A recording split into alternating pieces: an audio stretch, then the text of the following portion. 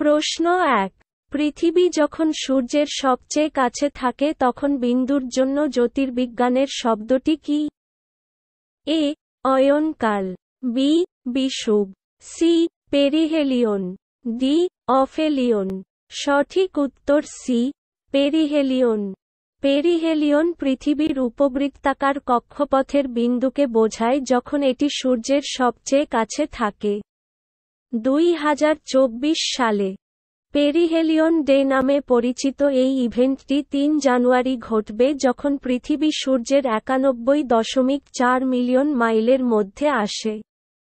এটি প্রতি বছর ডিসেম্বরের অয়নকালের প্রায় 2 সপ্তাহ পরে ঘটে।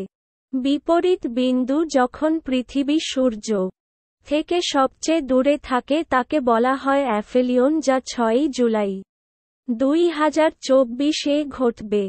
প্রশ্ন 2। 2024 সালে পৃথিবী ঘূর্ণন দিবস পালনের থিম কি? এ. পৃথিবীর প্রাকৃতিক সৌন্দর্য উদযাপন করা, বি. মহাকাশ অনুসন্ধানে মানুষের অর্জনকে স্বীকৃতি দেওয়া, সি.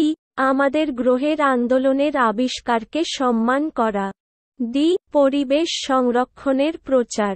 সঠিক উত্তর সি. আমাদের গ্রহের আন্দোলনের আবিষ্কারকে সম্মান করা। প্রতি বছর 8 জানুয়ারি পৃথিবী ঘূর্ণন দিবস পালিত হয় এবং এই বছর এটি একটি সোমবারে পড়ার তাৎপর্য ধারণ করে। এই বিশেষ দিনটি তার অক্ষে পৃথিবীর ঘূর্ণনের মূল আবিষ্কারকে স্বীকার করার জন্য নিবেদিত। 2024 সালে পৃথিবী ঘূর্ণন দিবস পালনের জন্য বেছে নেওয়া থিমটি হল আমাদের গ্রহের গতিবিধির আবিষ্কারকে সম্মান করা। এই থিমটি আমাদেরকে পৃথিবীর ঘূর্ণন বোঝার ঐতিহাসিক যাত্রা এবং মহাবিশ্ব সম্পর্কে আমাদের বোঝার উপর এই জ্ঞানের প্রভাবকে প্রতিফলিত করার আমন্ত্রণ জানায়। প্রশ্ন 3। হিন্দি ভাষার সাথে 10 জানুয়ারির তাৎপর্য কি? এ. ভারতের সরকারি ভাষা হিসেবে হিন্দি গ্রহণ, বি. বিখ্যাত হিন্দি কবি মৈথিলী শরণ গুপ্তের জন্মবার্ষিকী, সি. জাতিসংঘের সাধারণ পরিষদে হিন্দি প্রথম কথিত হয়, ডি. ভারতের সংবিধানে হিন্দি সম্পর্কিত ধারা গ্রহণ। সঠিক উত্তর সি. হিন্দি সর্বপ্রথম জাতিসংঘের সাধারণ পরিষদে উচ্চারিত হয়েছিল। 10 জানুয়ারি হিন্দি ভাষার জন্য বিশেষ তাৎপর্য বহন করে কারণ এটি বিশ্ব হিন্দি দিবস হিসাবে পালিত হয়, যা বিশ্ব হিন্দি দিবস নামেও পরিচিত। এই তারিখটি সেই উপলক্ষকে চিহ্নিত করে যখন 1949 সালে জাতিসংঘের সাধারণ পরিষদে হিন্দি প্রথম কথিত হয়েছিল। বিশ্ব হিন্দি দিবস প্রথম 2006 সালে পালিত হয়েছিল। প্রাক্তন প্রধানমন্ত্রী ডাক্তার মনমোহন সিংয়ের নির্দেশনায় শুরু হয়েছিল।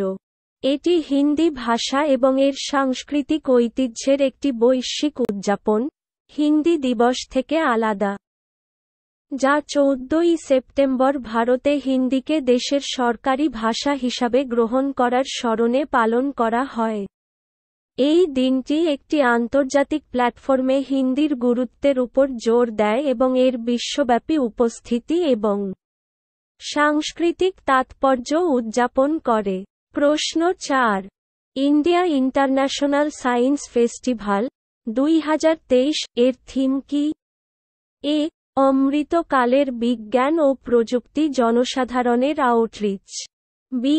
বৈশ্বিক সুস্থতার জন্য বৈশ্বিক বিজ্ঞান, C.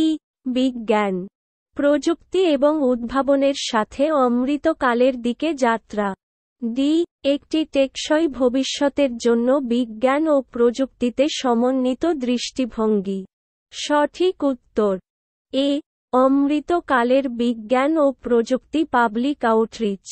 India international science festival IISF 2023 এর 9তম সংস্করণ 17 জানুয়ারি 2024 থেকে শুরু হয়েছে এবং 20 জানুয়ারি 2024-এ শেষ হবে। জাতীয় উদ্ভাবন ফাউন্ডেশনের সমন্বয়ে ভারত সরকারের বিজ্ঞান ও প্রযুক্তি বিভাগ দ্বারা আয়োজিত ভারত ফরিদাবাদে বায়োটেকনোলজি ইনস্টিটিউটের regional centre for biotechnology (RCB) এবং translational health science and technology institute (THSTI) বিভাগ দ্বারা এই উৎসবের আয়োজন করা হয়েছে। কেন্দ্রীয় থিম হল অমৃতকালে বিজ্ঞান ও প্রযুক্তি পাবলিক আউটরিচ, 22টি অংশগ্রহণকারী দেশ নিয়ে। প্রশ্ন 5। প্রতি বছর কখন পরাক্রম দিবস পালন করা হয়? এ. 22 জানুয়ারি, বি. 21 জানুয়ারি, সি. 23 জানুয়ারি, ডি. 25 জানুয়ারি। সঠিক উত্তর সি. 23 জানুয়ারি। ভারতীয় প্রধানমন্ত্রী সুভাষ চন্দ্র বসুর 127তম জন্মবার্ষিকীকে স্মরণ করে 23 জানুয়ারি পরাক্রম দিবসের শুভেচ্ছা জানিয়েছেন। বোস, একজন স্বাধীনতা সংগ্রামী। ব্রিটিশ উপনিবেশিক শাসনের বিরুদ্ধে ভারতের স্বাধীনতা আন্দোলনে গুরুত্বপূর্ণ ভূমিকা পালন করেছিলেন। পরাক্রম দিবসের লক্ষ্য, বিশেষ করে তরুণদের মধ্যে নির্ভীকতা ও দেশপ্রেমে উদ্বুদ্ধ করা। বোস 23 জানুয়ারি 1897 সালে উড়িষ্যার কটকে জন্মগ্রহণ করেন, ভারতীয় জাতীয় কংগ্রেসে যোগদান করেন, এর সভাপতি হিসাবে দায়িত্ব পালন করেন, কিন্তু মহাত্মা গান্ধীর সাথে আদর্শগত বিরোধের কারণে পদত্যাগ করেন। 1939 সালে তিনি ভারতে ব্রিটিশ বিরোধী শক্তিকে একত্রিত করে ফরওয়ার্ড ব্লক গঠন করেন। প্রশ্ন 6।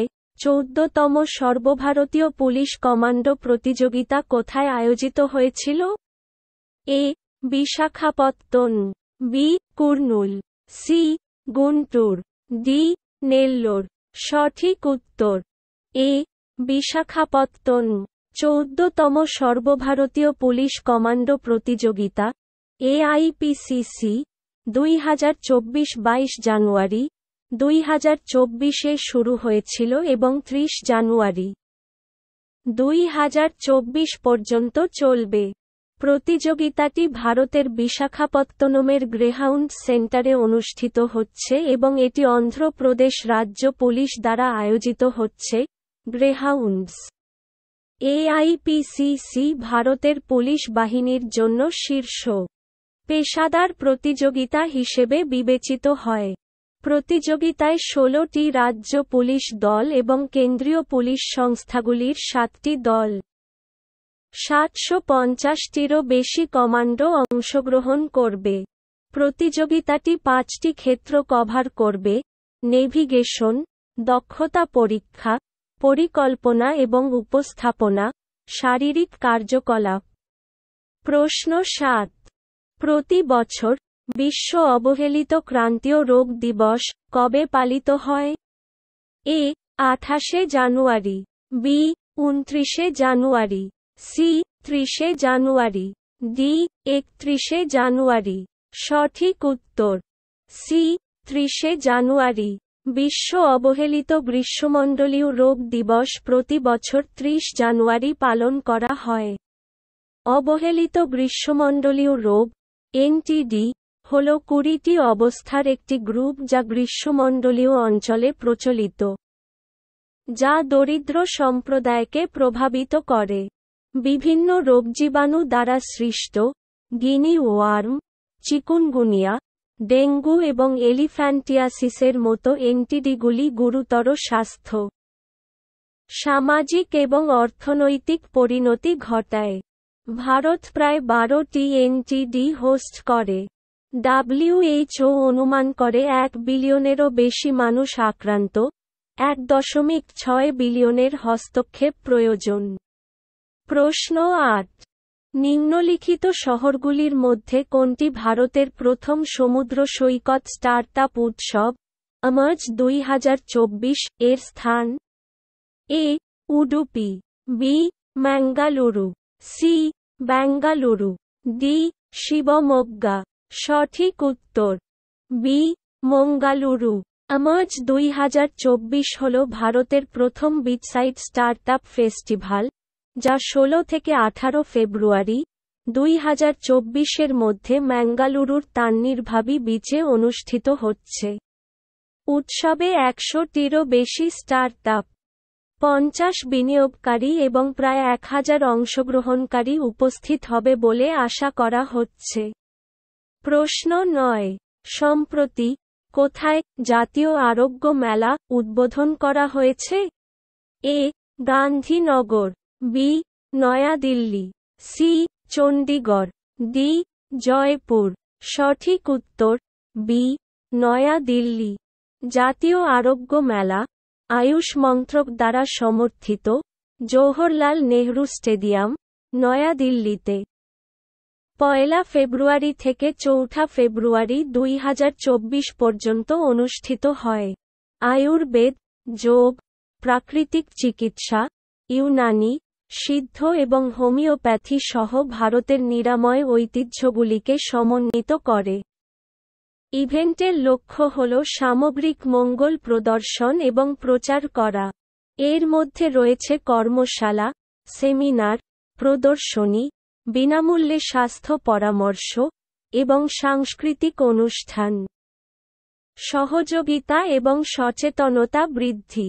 উদ্দেশ্য হল আয়ুষ সিস্টেমের সুবিধাগুলি তুলে ধরা, সামগ্রিক স্বাস্থ্য অনুশীলনকে উৎসাহিত করা এবং ক্ষেত্রের ব্যবসাগুলির জন্য একটি প্ল্যাটফর্ম প্রদান করা। প্রশ্ন 10। সম্প্রতি সংবাদে দেখা দিব্য কালা মেলা কোন মন্ত্রণালয়ের আয়োজনে? এ. সংস্কৃতি মন্ত্রণালয়, বি. পর্যটন মন্ত্রণালয়, সি. সামাজিক ন্যায়বিচার ও ক্ষমতায়ন মন্ত্রণালয়, ডি. কৃষি মন্ত্রণালয়। সঠিক উত্তর সি. সামাজিক বিচার ও ক্ষমতায়ন মন্ত্রণালয়। সামাজিক ন্যায়বিচার ও ক্ষমতায়ন মন্ত্রক দ্বারা চালু করা দিব্য কালা মেলা আগরতলায় শুরু হয়। মন্ত্রী রতনলাল নাথ এবং অন্যান্যরা এই অনুষ্ঠানের উদ্বোধন করেন। প্রতিবন্ধী কারিগরদের সৃষ্টি, বাড়ির সাজসজ্জা, পোশাক, স্টেশনারি এবং পরিবেশ বান্ধব পণ্যের প্রচার করে। প্রোগ্রামটি প্রতিবন্ধী উদ্যোক্তাদের ক্ষমতায়ন করে, সৃজনশীলতা এবং ক্ষমতায়নের মূল লক্ষ্যের সাথে সারিবদ্ধ করে। যদি আপনি এই ভিডিওটি ইউটিউব থেকে দেখে থাকেন তবে আমাদের চ্যানেলটি সাবস্ক্রাইব করুন, বা ফেসবুক থেকে দেখে থাকেন তবে আমাদের পেজটি ফলো করুন এবং এই ভিডিওটি আপনার বন্ধুদের সাথে শেয়ার করুন এবং এই ভিডিওটিতে লাইক এবং কমেন্ট করুন।